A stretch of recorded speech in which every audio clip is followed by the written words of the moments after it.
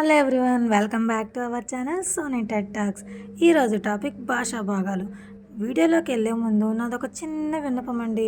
నా వీడియో కానీ మీరు ఫస్ట్ టైం చూసినట్టయితే సబ్స్క్రైబ్ చేసుకోండి.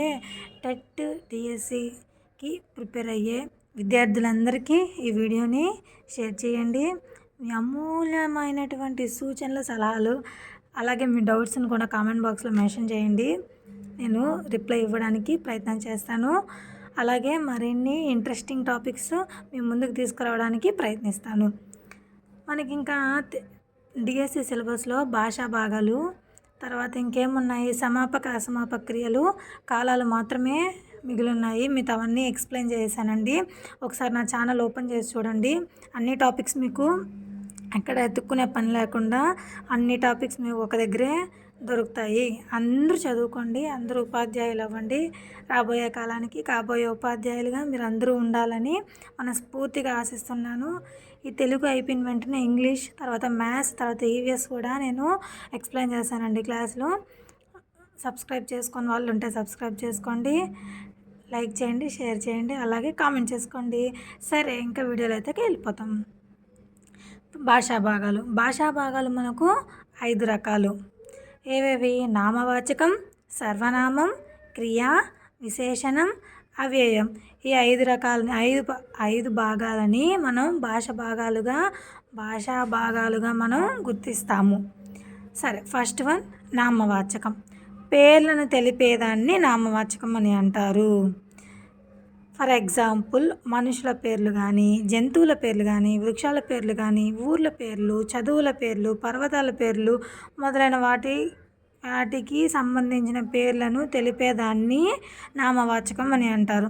ఫర్ ఎగ్జాంపుల్, రాముడు అనేది మనిషి పేరు, సీత మనిషి పేరు, ఏనుగు జంతువు పేరు, హిమాలయం పర్వతం పేరు, గంగా నది పేరు, ఖురాన్ పుస్తకం పేరు, చిలుక పక్షి పేరు మొదలగునవి. వీటిలన్నిటినీ అంటే పేర్లు తెలిపే వాటిని నామవాచకం అని అంటారు. Next one సర్వనామం. పేర్లకు బదులుగా వాడే వాటిని సర్వనామాలు అని అంటారు. ఫర్ ఎగ్జాంపుల్, అతడు, ఆమె, ఇతడు, ఈమె, వారు, వీరు, అవి, ఇవి, వాడు, వీడు, ఇలా మొదలైనవన్నీ పదాలను సర్వనామాలు అని అంటారు, సర్వనామ పదాలు అని అంటారు. ఫర్ ఎగ్జాంపుల్, రాముడు అడవికి వెళ్ళాడు, ఇది నామవాచకం. ప్రతిసారి రాముడు అడవికి వెళ్ళాడు, సీత పాఠం చదువుతుంది, గీత గీసింది అని మనం చదువుకునే దానికన్నా ఇప్పుడు రాముడు అడవికి వెళ్ళాడు అనే దాని బదులు అతడు అడవికి వెళ్ళాడు. నెక్స్ట్ ఎగ్జాంపుల్, సీత పాఠం చదివింది, దానికి ఎలా రాసుకోవచ్చు? ఆమె పాఠం చదివింది. ఇలాగా అతడు, ఆమె అని నామవాచకాలకు బదులుగా వచ్చేదాన్ని సర్వనామం అని అంటారు. ఎగ్జాంపుల్ రండి, నేను కొన్ని 2 ఎగ్జాంపుల్స్ ఇచ్చాను, వాటిని సర్వనామం మీద గుర్తిద్దాం. రాధ 3వ తరగతి బాలిక, ఆమె తెలివైనది. ఇక్కడ రాధ అనేది నామవాచకం, ఆమె అనేది సర్వనామం. రాధ 3వ తరగతి బాలిక, ఆమె తెలివైనది, ఆమె అనేది సర్వనామం. సెకండ్ వన్, సింహం అడవికి రాజు, అది చాలా క్రూరమైనది. ఇక్కడ సింహం అనేది నామవాచకం, అది అనేది నామవాచకానికి బదులుగా ఉపయోగపడుతుంది, కావున ఈ అది అనేది సర్వనామము. నెక్స్ట్ వన్, ఇక్కడికి సర్వనామం నామవాచకం అయిపోయింది. క్రియ.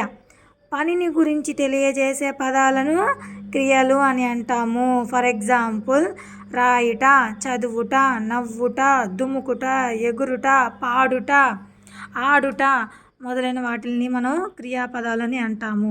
ఎగ్జాంపుల్, రంగడు అడవికి వెళ్ళాడు, రమ వంట వండుతుంది, గీత పాట పాడుతుంది. ఇక్కడ వెళ్ళాడు, వండుచున్నది, పాడుతుంది, ఆడుకుంది, తాగింది మొదలైన పదాలను మనం క్రియలుగా, అంటే మనం అక్కడ రమ నామవాచకం చేసే పనిని తెలుపుతుంది, కావున అది క్రియ అని అంటారు. విశేషణం. నామవాచకం యొక్క గుణాన్ని తెలిపే పదాన్ని విశేషణం అని అంటారు. ఎగ్జాంపుల్, రాధ తెలివైన బాలిక, ఇది రాధ అనేది నామవాచకం. రాధ ఎటువంటి బాలిక? తెలివైన బాలిక. ఇక్కడ నామవాచకం యొక్క గుణాన్ని తెలుపుతుంది కావున ఇది విశేషణమయ్యింది. నామవాచకం యొక్క గుణాన్ని తెలిపింది కావున ఇది విశేషణం అయ్యింది. తెలివైన అనేది ఇక్కడ విశేషణము. ఏనుగు పెద్దగా ఉంటుంది. ఇక్కడ ఏనుగు ఎలా ఉంటుంది, ఎంత ఉంటుంది అంటే ఏనుగు పెద్దగా ఉంటుంది. దీనిని విశేషణం అని అంటారు. శ్రీధర్ పొడవుగా ఉంటాడు. శ్రీధర్ ఎలా ఉంటాడు, పొడుగ్గా ఉంటాడు. ఇట్లా నామవాచకం యొక్క గుణాన్ని తెలిపేదాన్నే విశేషణం అని అంటాము. అవ్యయం. సంస్కృత పదంలో నవ్యః, అవ్యయః అని సంస్కృత పదాలు ఉన్నాయి. అవ్యయం అంటే ఏంది, వ్యయం కానిది. నా అంటే లేనిది. ఈ అవ్యయం మనం ఎలా చెప్పవచ్చు, లింగ విభక్త వచన శూన్యాన్యవ్యయాన్ని అంటే లింగాలతో కానీ విభక్తులతో కానీ వచనాలతో అంటే లింగం స్త్రీలింగం పుంలింగం విభక్తులతో కానీ విభక్తి ప్రత్యయాలతో కానీ వచనం ఏకవచనం బహువచనం వంటి వచనాలతో కానీ ఎటువంటి సంబంధం లేకుండా వచ్చే పదాలను అవ్యయాలు అని అంటాం. ఫర్ ఎగ్జాంపుల్ ఇక్కడ అనే పదం మనం ఇది స్త్రీలింగమా పుంలింగమా చెప్పలేం. విభక్తి ఉందా దీంతో, లేదు. ఏకవచనమా బహువచనమా అది మనం చెప్పలేం. ఇటువంటి పదాలను మనం అవ్యయాలు అని అంటాము. ఇప్పుడు అవ్యయం అంటే అర్థమైంది కదా. ఈ అవ్యయాల్లో 3 రకాలు. First one ప్రతిపదోక్తకాలు. ప్రతిపదోక్తకాలు అంటే సహజంగా ఏర్పడే అవ్యయాలను ప్రతిపదోక్తకాలు అని అంటాము. ఫర్ ఎగ్జాంపుల్ అక్కడ, ఇక్కడ, అవి, ఇవి అటువంటి పదాలన్నీ ప్రతిపదోక్తకాలుగా మనం చెప్పబడతాము. సెకండ్ వన్ లాక్షణిక అవ్యయాలు అంటే శాస్త్రంలో ఏర్పడిన పదాలను లాక్షణిక అవ్యయాలు అని అంటారు. అసమాపక క్రియాపదాలన్నీ లాక్షణిక అవ్యయాల కిందకి వస్తాయి. ఇప్పుడు శాస్త్రంలో ఏర్పడే పదాలను లాక్షణిక అవ్యయాలు అంటారు.